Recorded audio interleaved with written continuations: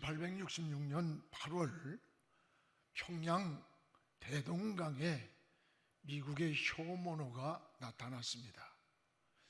그 배에는 24살의 토마스 선교사가 동승을 하고 있었고, 그가 바로 한국 개신교의 첫 순교의 피를 흘린 주인공입니다. 그는 조선의 쇼모노를 타고 대동강변에 도착했을 때 이 무력 충돌이 일어났습니다. 대동강변에서 좌초된 쇼모노 위에서는 사력을 다해서 강가로 책을 던지는 사람이 있었는데, 그가 바로 토마소 선교사였습니다. 그는 마지막 남은 한 권의 성경책을 가슴에 안고 강물로 뛰어들었고, 바로 조선군에게 생포가 되었습니다. 처단 임무를 맡은 박춘권이 칼을 뽑아서 토마스의 목을 치는 그 순간에 잠깐만 멈춰달라, 자기 품에 가지고 있던 그 성경책 한 권을 꺼내서 이 박춘권에게 줬습니다. 훗날에 박춘권은 평양교회의 장로가 되었습니다. 그가 준 성경을 뜯어가지고 벽지에 대배를 했던 그 박용식의 집이 훗날에 널다리 교회라는 예배 처소가 되었던 겁니다. 이것이 과연 우연이겠는가? 우연이겠는가? 아닙니다. 성령의 역사였습니다. 비록 조선 땅을 밟아보지도 못한 채 토마스 선교사는 27살에 순교를 당했지만, 그가 뿌린 복음의 씨앗은 오늘 우리들까지 받아서 한국의 복음화의 뿌리가 되었던 거예요. 이게 하나님의 은혜입니다. 하나님의 역사입니다. 성령의 인도입니다. 그리고 성령의 역사가 계속 이어졌습니다. 오늘 말씀은 오순절날 총 임한 성령의 역사를 볼 수 있습니다. 성령을 통하여 탄생한 초대교회는 자신들의 의지가 아니에요. 자기들의 생각하는 것, 계획하는 것 아니고 성령이 말하게 하심을 따라, 성령의 인도하심을 따라 말하게 하심 말했고, 또 모든 중심축이 성령의 임재였습니다. 이것이 오순절 성령으로 출발한 초대교회의 모습이라는 것을 볼 수가 있어요. 이 초대교회는 무엇보다 균형이 잘 잡혔습니다. 모든 교회의 롤 모델입니다. 이 초대교회를 모델로 삼고 우리 교회도 이 목회 철학을 정한 거예요. 그게 바로 균형 목회가 된 겁니다. 여러분, 균형이란 대단히 중요합니다. 이 균형이 무너지면 추락을 하는 거예요. 건축할 때도 균형을 잘 잡아주는 추가 있습니다. 그게 다림줄이에요. 사람도 균형이 잘 잡힌 사람을 인격적인 사람이라고 합니다. 균형이 뭐예요? 지정의의 밸런스가 잘 이룬 사람입니다. 여러분, 신앙도 마찬가지예요. 신앙도 이게 균형이 잘 잡혀야 돼. 어떤 사람은 성경은 많이 하는데 기도를 하지 않아. 이런 사람은 바리새인 같은 사람이 됩니다.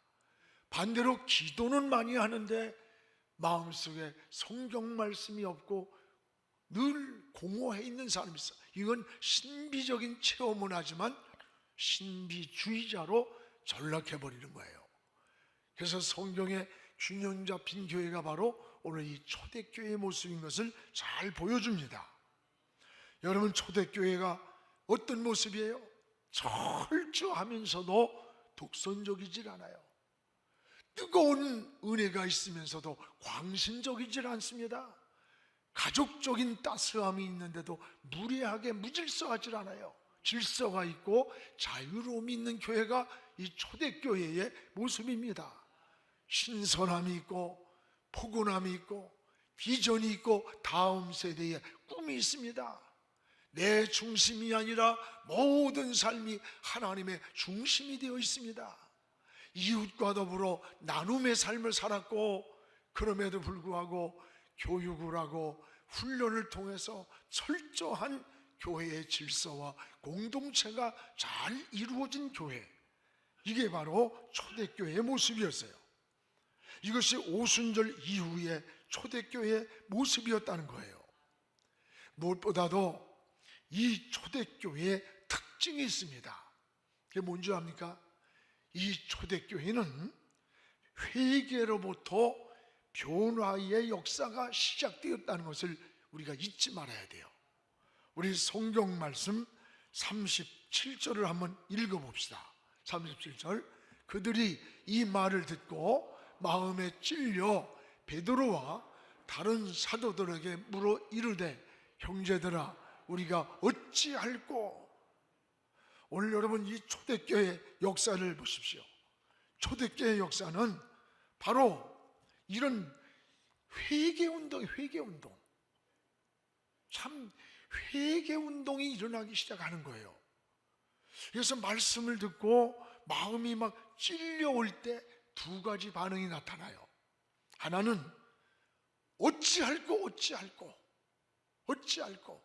마음이 찔릴 때, 이게 오늘 본문 내용은 이 베드로의 설교 내용이에요. 근데 설교를 듣고 마음이 막 찔려오니까 사람들이 어찌할꼬 어떻게 해야 되냐, 이런 반응이 나타나는 거예요. 여기서 찔림이라고 하는 말은 마음의 감동을 말해요. 깨달음이에요. 돌이키라고 하는 성령의 경고 사인이에요. 잘못 살았을 때 마음속에서 느끼는 가책을 말하는 거예요. 여러분, 짐승은 아무리 영리해도 찔림이 오지 않아요. 가책이 오질 않아요.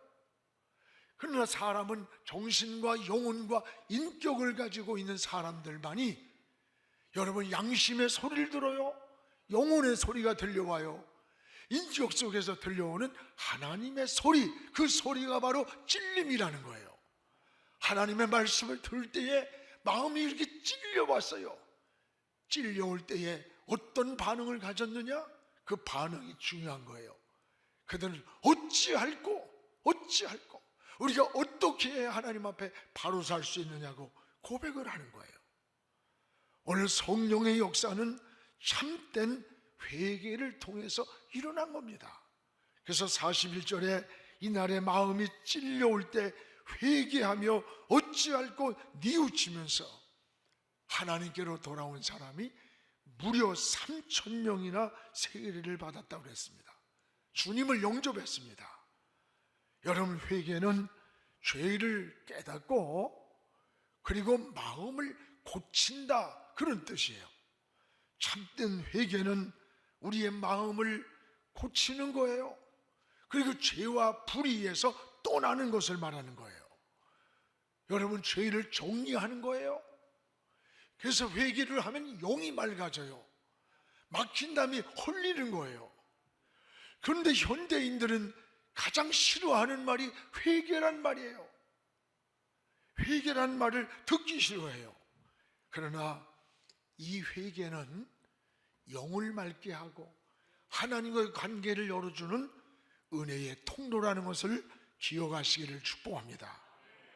이 또 하나의 반응은 뭐예요? 마음이 찔려올 때 오히려 이를 갈면서 돌을 던진 사람들이 있어요. 사도행전 7장 51절에서 53절을 보면 이건 스데반이 하는 설교입니다. 말씀을 들을 때 마음이 똑같이 찔려왔어요. 문제는 어떻게 반응을 했느냐예요. 어떻게 반응했느냐. 여기 54절에 보면 이를 갈았다. 복음을 받아들이지 않는 거예요. 57절에 귀를 막았어요. 복음을 거부하는 겁니다. 또 여기 58절에 보면 스데반을 향해 돌을 들고 이를 갈면서 돌로 쳐 죽였어요. 오늘 이 베드로가 하는 설교나 스데반의 설교의 내용은 똑같아요. 십자가와 부활을 증거하는 설교였습니다. 동일하게 마음이 찔려왔습니다. 문제는 어떻게 반응하느냐예요. 그 찔림에 대한 반응이 달랐던 거예요. 오늘 어찌할꼬 회개하는 자들이 있는가 하면, 찔려올 때 오히려 이를 갈고 귀를 막고 돌을 던진 자들이 있었습니다. 오늘 여러분, 이 두 가지 반응을 보면서 여러분은 말씀을 듣고 또 삶에 찔려올 때 있어요. 때로는 기도하다가, 말씀을 듣다가, 삶을 살다가, 찬양을 하다가, 이럴 때 여러분의 마음에서는 그 찔려오는 그 시간 어떤 반응을 합니까? 귀를 막고 이를 갈고 돌을 두는 이런 모습입니까? 오늘 초대교회는 회개하면서 돌이켰습니다. 이때 성령의 역사가 일어났습니다. 은혜를 경험했습니다. 교회가 부흥했습니다. 한 가지, 말씀을 믿음으로 받아들일 때 여러분, 그 말씀 앞에 어찌할꼬 회개가 이루어지는 거예요. 말씀을 인간적인 생각으로, 육신적인 생각으로, 자기의 기순의 이성적 판단으로 들을 때는 이를 갈고 귀를 막고 그리고 돌을 들었던 거예요. 사랑하는 여러분, 성령운동은 언제 일어나는 줄 압니까? 회개를 통해서 일어난다는 것을 기억하시기를 바랍니다. 그래서 스펄전은 목사가 설교하는 것은 그냥 듣기 좋은 소리가 아니라 그 본질은, 목사의 설교는 죄를 떨어뜨리는 화살이 되어야 된다는 거예요.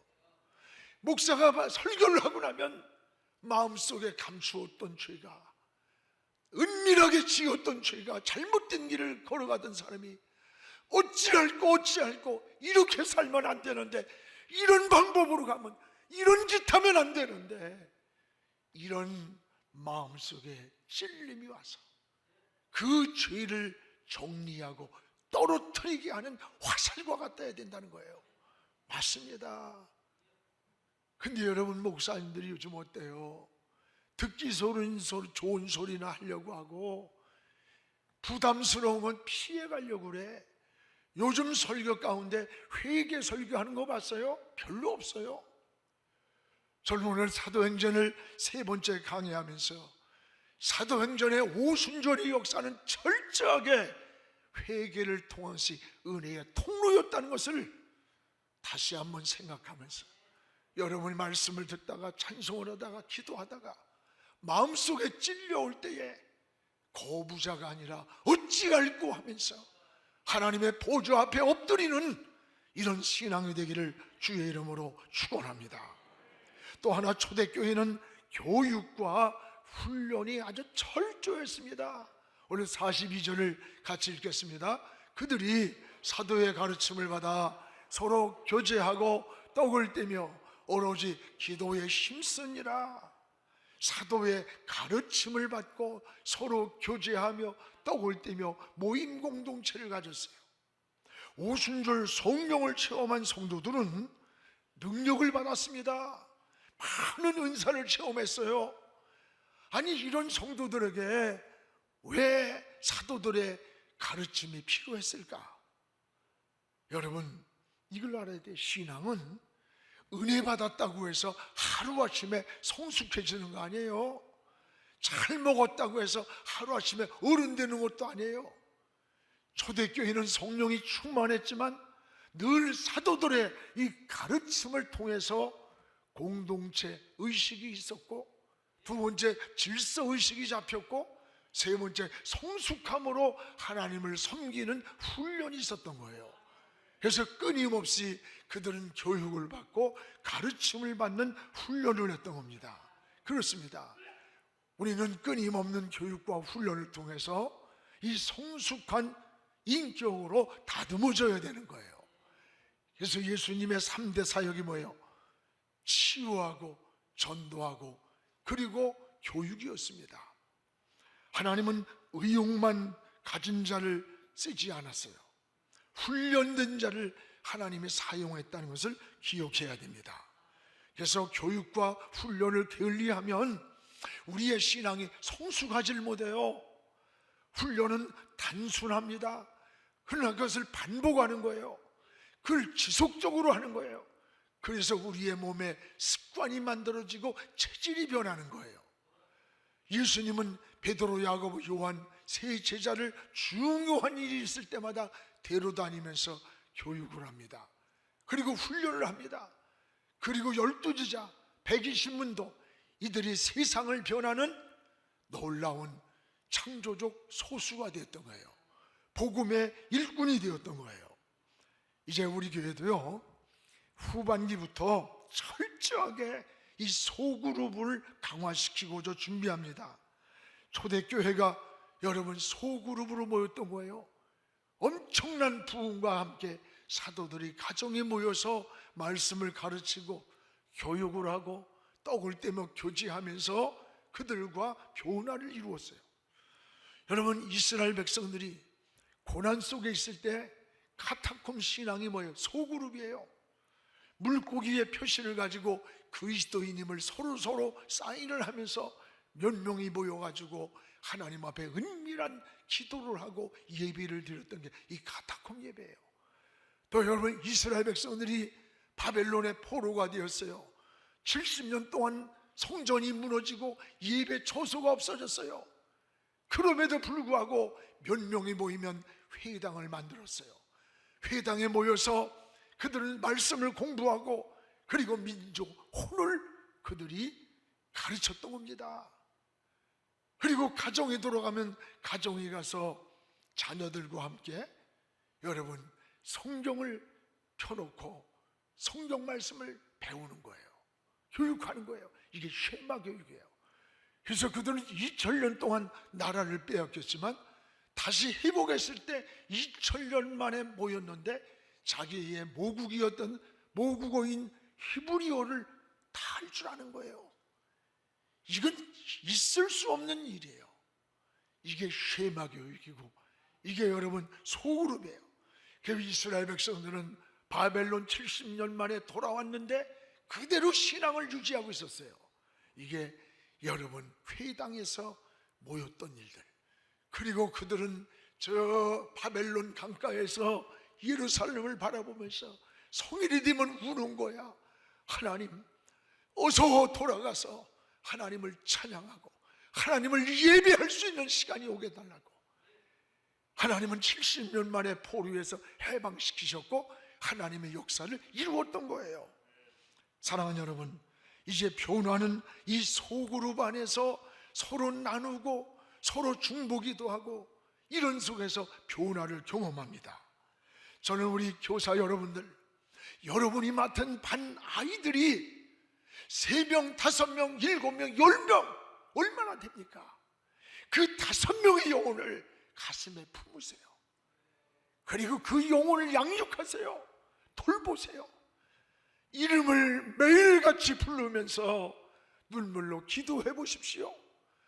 하나님의 역사가 일어납니다. 일어납니다. 여러분, 우리 목장도 마찬가지요. 목자는 맡겨주신 목원들 한 사람 한 사람을 가슴에 품으세요. 모임 공동체를 회복하십시오. 그들을 양육하고 돌보십시오. 양떼의 이름을 새벽마다 부르며 눈물로 기도하면서 그 양떼를 세워보세요. 하나님의 지혜를 주고 어디가 아픈지 어디가 문제가 있는지 어려움이 있는지 하나님의 지혜를 줍니다. 100마리의 양을 그 속에서 한 마리 양을 잃었을 때 그 잃은 한 마리 양을 찾도록 찾았다고 하니까 설교를 하면서도 주님은 그 한 마리 양에만 집중됐습니다 했는데 아닙니다. 주님은 매일같이 그 목자는 100마리 양을 매일같이 세워보았기 때문에 그런데 그날따라 한 마리 양의 없는 걸 발견한 거예요. 매일같이 양떼를 세어보지 않았다면 그 71마리를 찾을 수가 없는 거예요. 한 달, 두 달, 1년 후에나 찾는 거예요. 그때는 이미 지나간 거예요. 오늘 사랑하는 여러분, 내가 맡겨진, 내 품에 맡겨진 5명의 영혼, 그들도 책임지지 못한다면 무슨 지도자가 돼? 그 영혼들을 가슴에 안고 울으세요. 기도하세요. 전화도 하고 돌보세요. 하나님이 역사하십니다. 거름을 준 나무는 무성하듯이 기도해주면 어느 날인가 역사를 하나님이 이루어가는 거예요. 하나님은 다수가 아니라 창조적 소수를 사용하시는 겁니다. 소돔성의 죄악이 문제가 아니에요. 그 성의 믿음을 지키고 하나님 앞에 바로 선 사람이 10사람만 있어도 나는 그 소돔성의 심판을 멈추겠다고 했어요. 문제는 의로운 믿음의 창조적 소수 10사람이 없는 게 더 불행했던 거야. 여러분, 예레미야 5장 1절이 뭡니까? 내가 정의를 행하며 진리를 구하는 한 사람만 이 성에서 찾으면 그 한 사람 때문에 이 성의 죄를 다 용서해 주겠다는 거예요. 오늘 여러분, 에스더 한 사람이 민족의 위기에서 유대 민족을 구했습니다. 여러분이 바로 하나님이 찾는 한 사람, 하나님이 찾는 그 10사람, 그 창조적 소수가 여러분이 되기를 주의 이름으로 축원합니다. 이제 우리 교회 비전 중 하나가 교육과 훈련 사역입니다. 여러분, 좋은 선수는 그냥 되는 게 아니에요. 좋은 선수가 되려면 3대 원리가 있다고 하잖아요. 하나는 본인이 천부적 소질이 있어야 돼요. 두 번째는 좋은 스승을 만나야 돼요. 세 번째는 피나는 훈련이 있어야 되는 거예요. 그러면 잠재된 능력이 나타난다는 거예요. 그렇습니다. 우리 교회도 초대교회처럼 교육하고 훈련하는 일에 게으르지 않는 이런 균형 잡힌 초대교회와 같이 좋은 신앙이 되기를 주의 이름으로 축복합니다. 또 하나, 초대교회의 특징은 서로 나눔의 삶을 사는 공동체였습니다. 여러분, 여기 나눔을 실천하는 초대교회의 모습을 보세요. 44절에 물건을 서로 통용을 했다. 나 혼자만 잘 사는 게 아니에요. 또 45절에 필요를 따라 서로 나누었다. 또 46절에 마음을 같이하여 성전에 모이기를 힘썼다. 그 결과가 어떻게 됐어요? 47절에 주께서 구원받은 사람의 수를 날마다 더하게 하셨다는 거예요. 이것이 균형 잡힌 초대교회의 모습인 겁니다. 여러분, 요즘 사람들이 너무 이기적이에요. 자식도 버려요. 부모도 버려요. 자 하나의 즐거움과 쾌락과 편리를 위해서. 여러분, 자기중심적이에요. 이웃도 중요하게 여기질 않아요. 오늘 그러나 하나님의 은혜는 이게 아니에요. 은혜를 경험한 초대교회는 그러지 않았어요. 마음을 같이 했어요. 어렵고 내 손길이 아니면 일어설 수 없는 이웃을 살폈어요. 서로 나누면서 배려를 했던 겁니다. 이게 하나님의 나라요, 은혜 받은 자의 삶인 거예요. 구원받은 이후의 삶이 뭡니까? 내가 무엇으로 하나님을 섬기고 이웃을 섬기고 주님의 향기를 드러낼까를 찾는 거예요. 그 사람에게 은혜를 주고 그 사람에게 복을 주시는 겁니다. 1사후세 때 있었던 일입니다. 쪽배를 타고 남한으로 월남을 하는데 그 쪽배에 탄 사람 가운데 작은 배에 자리 하나가 모자라는 거야. 그때에 그 주변을 살펴보던 목사님이 배에서 벌떡 뛰어내리면서 그 배를 쭉 밀어들래요. 그러면서 저 남한에 가서 예수 잘 믿고 신앙생활 잘하자고요. 그러면서 목사님은 육지에서 손을 흔들면서 떠나보냈더랍니다. 한 성도라도 더 살려보려고 자기는 그 자리에서 내려섰고, 그리고 결국 그 후에 그 목사님은 북한에서 남아서 처형을 당했다고 합니다. 여러분, 신앙은 이런 거예요. 은혜 받은 초대교회는 달랐습니다. 내 중심에서 하나님 중심이 되었고, 다 내 것이라 내가 즐기는 것이 아니라 이웃을 살피면서 함께 더불어 나누면서 함께 살아가길 원했던 것, 이게 하나님의 나라였고 초대교회 은혜 받은 자의 모습이었어요. 그렇습니다. 우리 사랑하는 성도 여러분, 초대교회는 성령으로 세워진 교회입니다. 은혜가 있으면서도 균형이 잘 잡힌 성숙한 신앙의 모델입니다.